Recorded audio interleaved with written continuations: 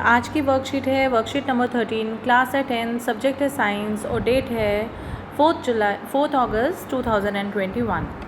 आज जो हम करेंगे वो हम पिछले वाले ही क्लास को फॉरवर्ड करते हुए टॉपिक करेंगे कि रासायनिक अभिक्रियाएं एवं समीकरण, इंग्लिश में इसको कहते हैं chemical equations and their balancing, chemical equations and their balancing. ठीक है, तो बैलेंसिंग क्या होती है? सबसे पहली बात ये होती है कि हम लोग बैलेंस करते ही क्यों हैं, ऐसी क्या प्रॉब्लम है। आपको मैंने एक चीज़ में बताया था कि कोई भी जैसे रिएक्शन है, जैसे H2 और O2 है, वो मिलकर क्या बनाता है 2H2O। ठीक है ना जी।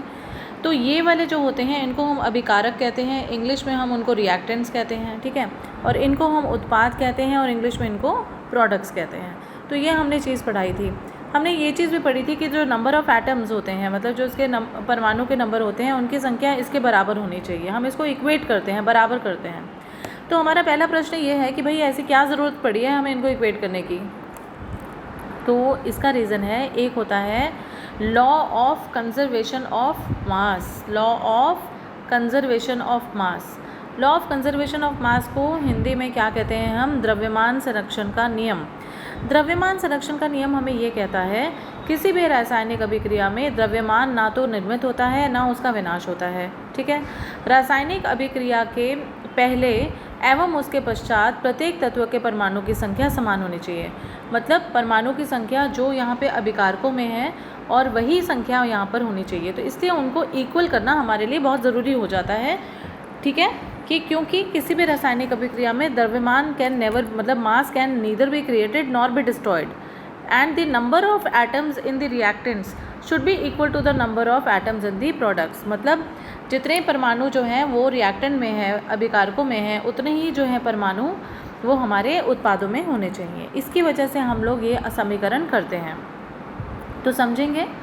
चरण 1 है रासायनिक समीकरण लिखकर प्रत्येक सूत्र के चारों ओर बॉक्स बना लीजिए। देखिए ये हम लोगों ने एक इक्वेशन दी हुई है हमें, iron plus water gives iron oxide, ferric oxide और H2।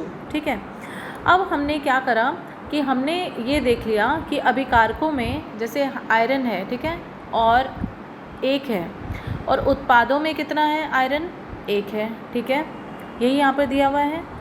उसके बाद अगर हाइड्रोजन देखा जाए, नहीं सॉरी, आयरन यहाँ पर 3 है, उत्पादों में 3 है और जो अभिकारक में 1 है। अगर हाइड्रोजन की बात देखी जाए तो यहाँ पे हाइड्रोजन 2 है बेटा, और यहाँ पर भी 2 है। ठीक है, अगर ऑक्सीजन की बात देखी जाए तो यहाँ पर 1 ऑक्सीजन है, आपको 1 नज़र आ रहा है, और यहाँ पर कितने ऑक्सीजन है? 4। ठीक है, तो अब हम क्या करेंगे, एक तरफ हमारा आयरन 1 है, ठीक है, और एक तरफ 3 है, तो हम यहाँ पर इससे पहले 3 लगा देंगे ताकि यहाँ का जो है, यहाँ का और यहाँ का ये बराबर हो जाए। ठीक है, तो हमने क्या कर दिया, यहाँ पर पहले क्या लगा दिया? 3। अब उसके बाद हाइड्रोजन 2 है, हाइड्रोजन की कोई समस्या नहीं है, लेकिन ऑक्सीजन एक जगह 4 है, एक जगह कितना है? 1। तो ये 4 ऑक्सीजन जो है यहाँ पे हम 4 इसके आगे लगा देंगे, जिससे कि यहाँ का भी ऑक्सीजन 4 हो जाए और यहाँ का भी 4 हो जाए, क्योंकि हमें इनको बराबर करना है ना।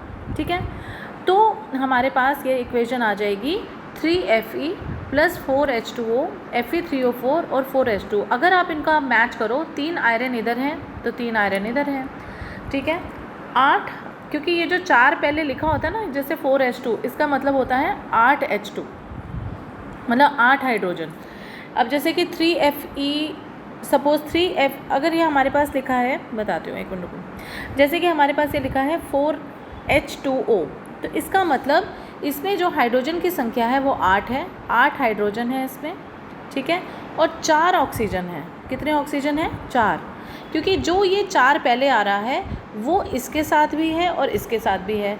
हाइड्रोजन में पहले ही 2 हैं, तो 4 गुणा 2 8 हो जाएगा। ऑक्सीजन में कोई नहीं है तो ऑक्सीजन के 4 रहेंगे। ये बात अच्छे से समझ लेना कि जब भी एक नंबर ऑफ़, इसको नंबर ऑफ़ मॉलिक्यूल्स कहते हैं या अणु कहते हैं, जब भी नंबर ऑफ़ अणु यहाँ पे लगाए जाते हैं तो वो पूरी के पूरे के साथ मल्टीप्लाई होते हैं, गुणा होते हैं। ठीक है जी, चलो फिर उसके बाद हमारा लास्ट स्टेप है कि हमने ये इक्वेशन लिख ली, 3Fe plus H2O gives Fe3O4 plus H2।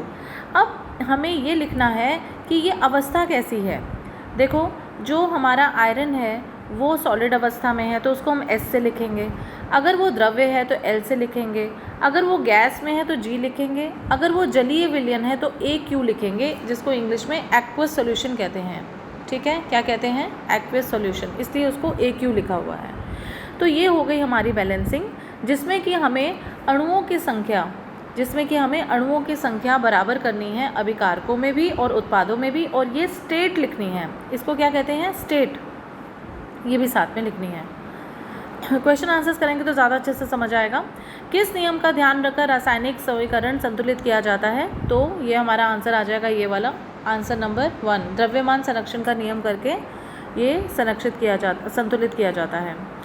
निम्न कथनों को रासायनिक समीकरण के रूप में परिवर्तित करके उन्हें संतुलित कीजिए। अब देखो ये सारे संतुलित करने हैं हम लोगों ने, जैसे कि जिंक सिल्वर नाइट्रेट से अभिक्रिया करके सिल्वर और जिंक नाइट्रेट बनता है। ठीक है, जिंक सिल्वर नाइट्रेट से अभिक्रिया करके जिंक सिल्वर नाइट्रेट से AgNO3 ठीक है अभिक्रिया करके जिंक नाइट्रेट बनाता है ZnNO3 प्लस सिल्वर। ठीक है, तो आपको यही काउंट करनी है कि जिंक दोनों में बराबर है, NO3 दोनों में बराबर हैं, तो Ag दोनों में बराबर है। तो ये हमारी जो इक्वेशन है ये हमारी बैलेंस है। नेक्स्ट है पोटेशियम आयोडाइड। पोटेशियम आयोडाइड मतलब KI लेड नाइट्रेट से अभिक्रिया करके PbNO3 लेड का मेरे ख्याल से वैलेंसी 2 होती है, करके पोटेशियम नाइट्रेट बनाता है, KNO3 बनाता है, और क्या बनाता है? लेड आयोडाइड बनाता है।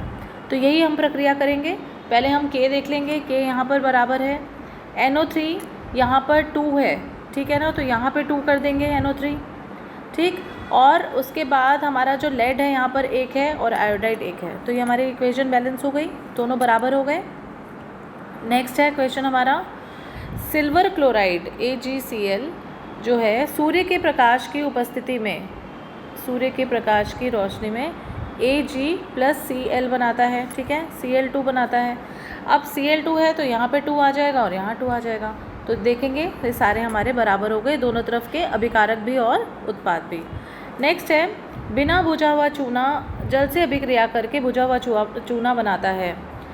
CaO प्लस H2O जो है वो क्या बनाता है? CaOH2, ठीक है, प्लस CO2। तो फिर इसको बैलेंस करेंगे, कैल्शियम है इतना, ऑक्सीजन यहाँ पर इतना है, तो 2 कैल्शियम इधर आ जाएगा। ठीक है, 2 हाइड्रोजन इधर हैं, 2 हाइड्रोजन इधर हैं। ठीक, और हमारे पास क्या आ जाएगा? कार्बन डाइऑक्साइड नहीं आएगी यहाँ पे, कैल्शियम आ जाएगा यहाँ पर। ठीक है, हाइड्रोक्साइड आ जाएगा, तो ये हमारा बैलेंस हो जाएगा। फिर है सोडियम हाइड्रोक्साइड NaOH से हाइड्रोक्लोरिक अम्ल रिएक्ट करके क्या बनाता है? NaCl plus H2O। तो ये देखेंगे बैलेंस है कि नहीं। यहाँ पे 2 हाइड्रोजन है, 2 हाइड्रोजन है, यहाँ पे 1 ऑक्सीजन है, 1 ऑक्सीजन है, 1 सोडियम है, 1 सोडियम है, 1 क्लोरीन है, 1 क्लोरीन है, तो ये हमारा बैलेंस हो गया। फिर है सांद्र हाइड्रोक्लोरिक अम्ल में, मतलब कॉपर डालने पर, अब हमने कॉपर को किस में डाला है? HCl में, तो हमारा क्या बनेगा? CuCl2 प्लस H2 गैस निकलेगी। यहाँ पे Cl2 है तो यहाँ पर 2 लग जाएगा, और हाइड्रोजन 2 है तो ये 2 हाइड्रोजन आ जाएंगे, कॉपर 1 है, कॉपर 1 हो जाएगा, तो ये हमारा बैलेंस हो जाएगा। नेक्स्ट है barium chloride BaCl2, barium chloride तथा सोडियम सल्फेट Na2SO4 को जब हम रिएक्ट करते हैं तो हमारे पास क्या बन जाएगा? BaSO4 प्लस सोडियम क्लोराइड, तो ये बैलेंस करेंगे। Na2 है तो यहाँ पे 2 लग जाएगा। ठीक है, SO4 बराबर है, मतलब SO4 दोनों जगह बराबर है। क्लोरीन 2 है तो यहाँ पे क्लोरीन 2 आ जाएगा, बेरियम यहाँ पर 1 है तो बेरियम आ जाएगा, सिर्फ NaCl के आगे 2 लगेगा, तो ये हमारी इक्वेशन बैलेंस हो जाएगी। ठीक है, प्रैक्टिस से आते हैं क्वेश्चंस। आपको समझ आना बहुत ज़रूरी है कि हमें अभिकारक और उत्पाद जो है उन दोनों को बराबर करना है, धीरे धीरे प्रैक्टिस से हो जाएगा। और अभी तभी भी कुछ समझ में ना आए तो फिज़िकली क्लास जब मैं लूँगी तब मैं आपको और अच्छे से एक्सप्लेन कर दूँगी। तभी तक आप अपने घर पे रहिए, सुरक्षित रहिए, और लाइक, शेयर और सब्सक्राइब करना ना भूलिएगा, ताकि आपको आगे आने वाली वीडियोज़ की नोटिफिकेशन मिलती रहे। Thank you.